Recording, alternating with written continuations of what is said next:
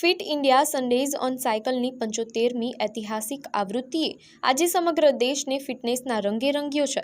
અમદાવાદના સાબરમતી રિવરફ્રન્ટ ખાતે Commonwealth games ડેની ભવ્ય ઉજવણી કરવામાં આવી હતી, જેમાં હજારો લોકો ઉત્સાહભેર જોડાયા હતા।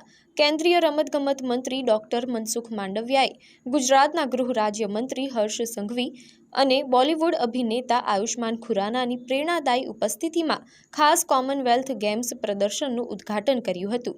આ પ્રસંગે કેન્દ્રીય મંત્રી મનસુખ માંડવિયાએ જણાવ્યું કે સાયકલિંગ એ માત્ર કસરત નથી, પરંતુ પર્યાવરણ અને સ્વાસ્થ્ય માટે એક મોટી ચળવળ છે। જ્યારે અભિનેતા આયુષ્માન ખુરાનાએ વડાપ્રધાન નરેન્દ્ર મોદીના વિઝનની પ્રશંસા કરતા કહ્યું કે આવી અનોખી પહેલ ભારતીય રમતગમતના ઉજ્જવળ ભવિષ્યને નવો આકાર આપી રહી છે।